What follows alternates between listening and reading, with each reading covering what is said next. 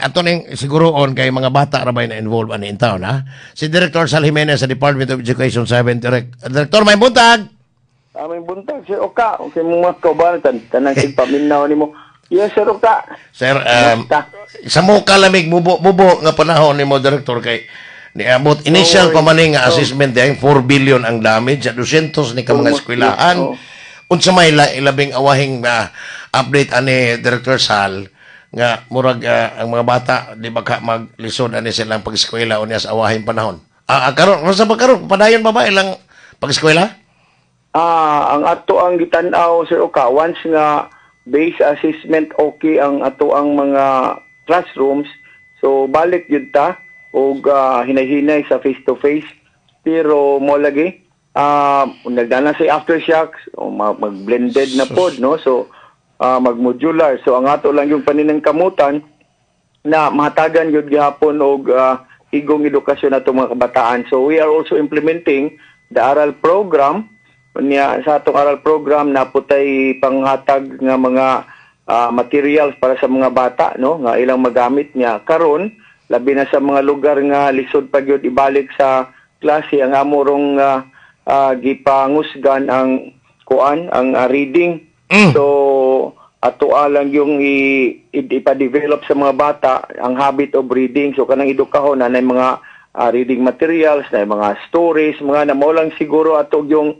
isiguro kay maglisod pa man gyud ta og hatag og igo nga content so doon na ay mga modules ang mga bata so ang mga modules ato ra po na ipabasa-basa pero wa gyud ta nag-ingon na inhanglan stricto gyud ang maestra nga kaning mga lisod na mao gyud ilang tubagon ilang kuanon kay bawo man ta sa kanang panahon karon no labi na mga ginikanan ngita pa taon og unsay ilang mahatag no o labi na mga survival ang una karon so amo pong gi-emphasize nga safety first before content so ang ato lang again ma-develop lang sa bata ang habit sa reading kay magsige basa ang bata kung sa ilang panahon nga idol sila wala say buhaton na Sir Oka daghan nagmakatunan I'm sure so Director Sal by experience ba by experience yes. ninyo mingi ma-absorb ba gyud sa mga bata ang ganang naagig trauma ba even karon murag na pa may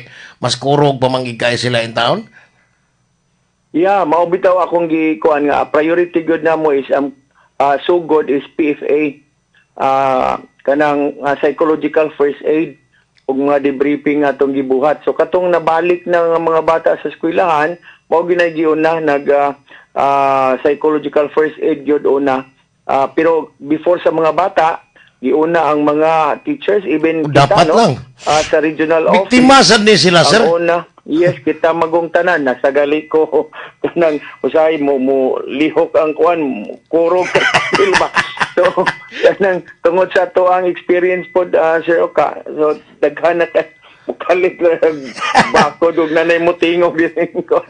Ita. Sir pila may do na mo number of kanang pupils nga students dito sa norte nga kaning directly affected kana sa pito man ka LGU daamoy number na more or less mga 50,000 siguro sir sa ato ay kuan kay sa kuan lang daan sa whole of Bugo kuan na baya daan pila na guna daan ang sa Bugo sus daghana man di ani oy so 50,000 kabuok mga bata mao ni ang more or less sa accounting sa ihap unya kaning 200 ka mga eskwelahan Director Sal sa mao na ni ang tanan nga eskwelahan sa tibuok pito ka mga LGU dili pa gyud gali no uy kay ang atong eskwelahan sa Cebu area ang kuan lang daan ang Bugo do 38 ra na ang Bugo but more ang sa province Cebu province for Cebu province alone we have 1,300 plus schools excluding other cities so gimo nang kuanon daghan ubay-ubay gyud Sir Oka. So Director Sal kaning gidaghano na sa mga eskwelahan do na pa ba ni magamit sa inyong tan-aw nga mga classrooms murag rimnat ba sa nabungkag nga mga bungbong atop na so far naagyo tay mga schools nga all buildings totally damaged no so maunay mga gitan-aw nato nga i-priority po nato sa TLS. We're already coordinating with the central office and sa DPWH, Sir Oka, for the QRF, the Quick Response Fund, and TLS po sa Temporary Learning Spaces gikan sa central office. So mo na among giliho karon, and then I initially requested for funding para sa clearing. So para ma-clear na ang tanan, and then after that so magkuan dayon ang TLS o ang sa QRF. Unsa may recommendation ni Secretary Sani Angara ni Director Sal, patukoron mo kay doon na may kanang gitawa na may quick response nga pondo ipatukod ni unya doon na ba mo unsa may inyong huwaton ng ahensya sa gobyerno para safe nga tukuran ang mga lugar nga kantong di na gyud magsilbi ang eskwelahan mga naguba totally total wreck na gyud. Doon na ba mo ikuan? Doon na ba mo recommendations from Mines and Geosciences Bureau o sa people? Based on assessment kay kuyog man gud nato, ipakuyog man nato nga mag-assist ang DPWH, ang atong mga engineers. So nanapon na yung mga soil testing, Sir Oka, ang atong mga schools prior. So mo na ato pong ipang pa-check pod. Sus, doon na ba sila i-recommend, Director Sal, nga mga eskwelahan nga kani ayaw na nagtukurig balik din kay doon na i-consider mo ang sinkholes pertin nagana dito ganin San Remigio. Now, doon na may gi-recommend sila nga ibalhin ta ning eskwelahan dire. Na ay usa as I can remember based on report, there is one school nga gi-advise for transfer.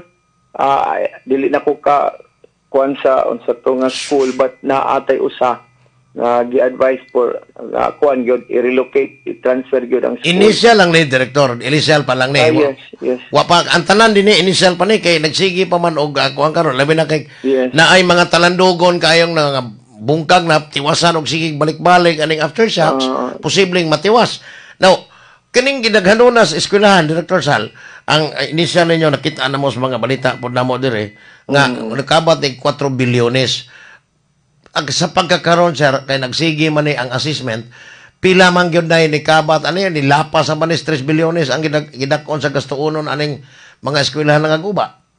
Yeah, mo to akong report when I was interviewed po sa kuan. I think Sunstar. Na mga interviews na almost 4 billion na gyud ang kuan based sa assessment, though ongoing kay before sa kuan, before sa before sa katong mga aftershock, ang naiskwelahan nga ang ato ang major damage tulo lang, pag after nahimo na sang 5, so increasing nasa school nga wa toy damage niya na po mga minor damage sigihon mag-uyog aftershocks. So mo na nga the number is increasing and also the amount of damage is also increasing. So okay ra ba si Kuan, si Sani Secretary Sani Angara og ikaw imuha man ning teritoryo gyud, okay ra ka og DPWH kay patrabaho ninyo? Wa ba mo engineering personnel diha sa DepEd? Kamo po'y mo bid? Naaman tay engineering. Actually, sa ato ang TLS, ang ato ara, kanang mga temporary learning space, kitara, pero ang sa QRF magod to, amang good na hatag sa DPWH ang pundo. So mo nang we need to coordinate with them, Sir Oka.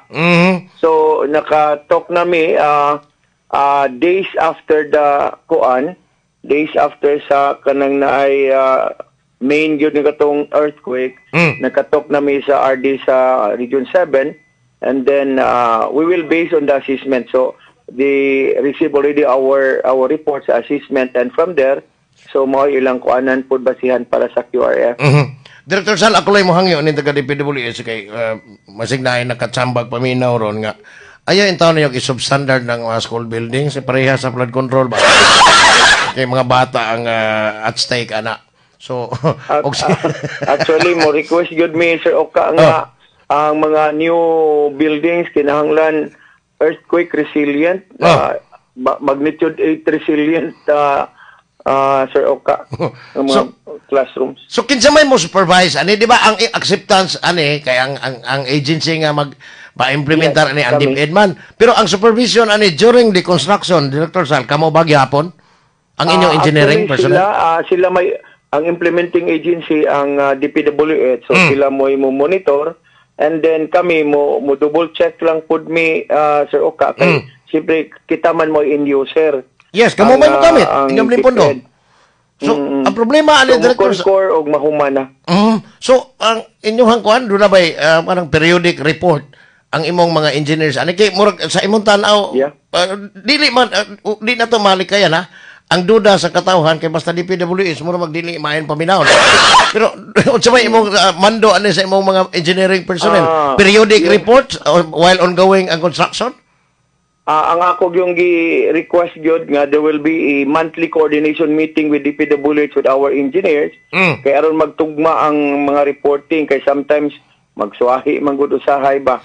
So may nang mag-atubang magdungan og tan-aw nga mao ni unyag check nga mao ni kulang kay mao ba ginis ba sa specifications mga bati nga huna Sir Oka. Tinuod gyud kay sir to be honest lang dili gyud angay karon ba mga panahon na mo dili gyud ang mga tawo mo amino sa kay pagsalig sa DPWH although dili tanang personnel diha moy di kasaligan pero as to the agency ba in general mura mag DPWH sa pay patrabaho ang kinakadungog sa mga balita DPWH man po.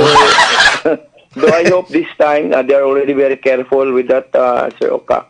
Anyway, sa DepEd side ato ginang ipaningkamutan na ma-monitor gyud ang amurag yung request kana yung mahuman na gyud unta on time kay daghan pod nga wa pa gyud mga nahuman.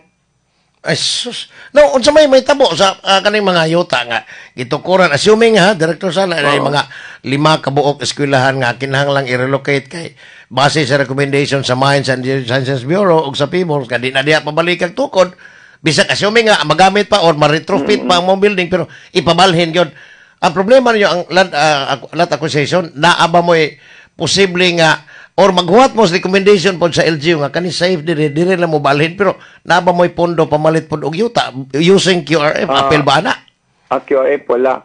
So far kasagaran gyud Sir Oka mao nang mapasalamaton po ta sa atong mga LGU officials kay sila gyud taon mangunay pog pangita no kay ilang mga constituents.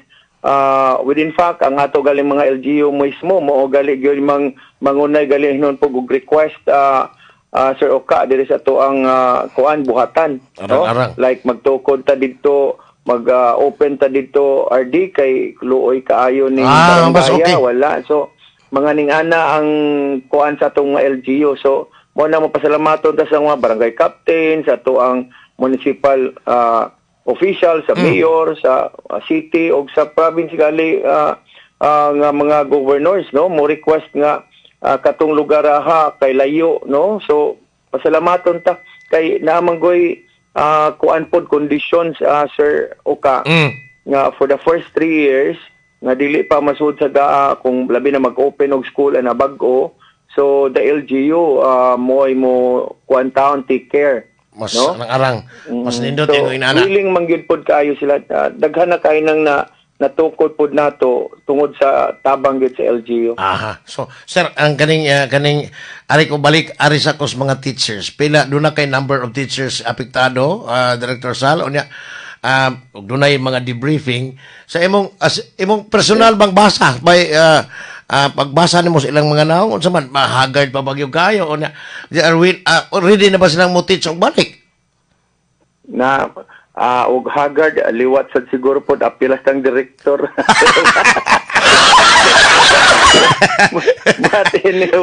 but anyway kana nga ato mga teachers we know very well na maluoy lang po ta sa itong mga teachers no kay they are also that resilient.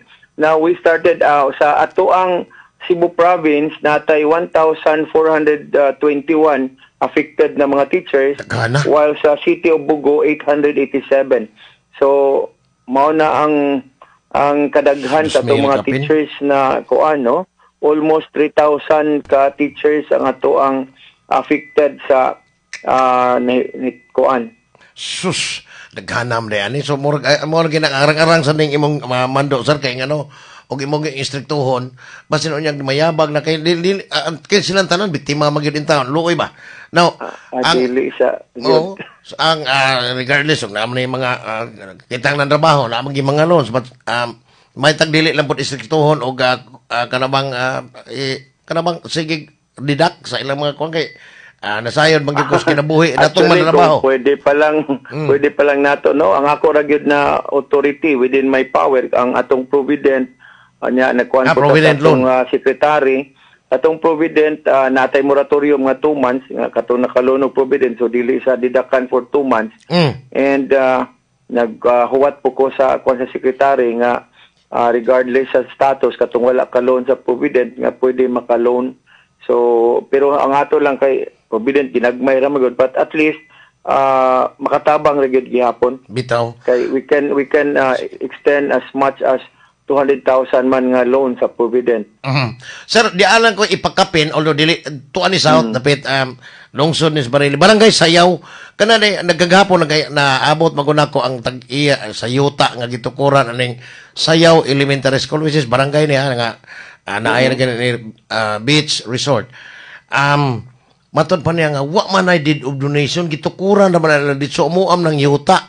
Giingnan ko kani anto ang nagkuan na taga DepEd not your time pag dugay-dugay naman nga wa man mo did of donation unya kanana ang amuam ng yuta titulado na unsa kunoy mabuhat sa DepEd ani Director Sal di lang kuno ipa-mention niya nga pero naa sila titulo sa yuta anang gitukuran ng eskwelahan nga 4,000 square meters na pero ang giokupar karon murag 1,100 square meters lang nga gikural gamit diha sa eskwelahan.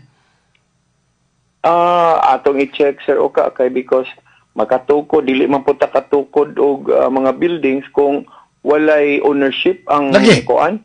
Either donated na sa LGU nya ang LGU nag-usufruct sa atoa or donated from the LGU to DepEd or from private donated to DepEd. Kaya kung wala tay document nga gihuptan dili man may tabo na kay gobyerno man di ba? Kuan labi nagdugay na kaayo. Yes.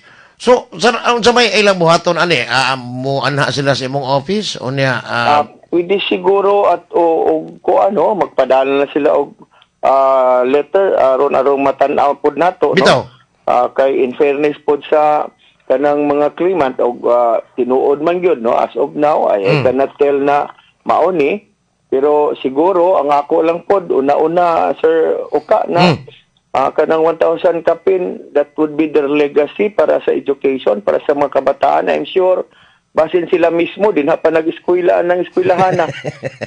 Pero wa man sila gikuan sir kay wa man sila maingon nga pabayran or unsa ba pero ang ila lang wa kunoy did of donation na gikan sa ilang ancestors. Kung atong kuan tanahon og wala gyud di mahangyo lang po nilang ilan lang pong i-donate. Bitaw no unya kay mga kay ang mga maan niya nga magtutudlo ba mo ray gidestino nimo dito Director Sal. Naduol lang kayo sa mga sir, dool yung kayo sa mga ito noon.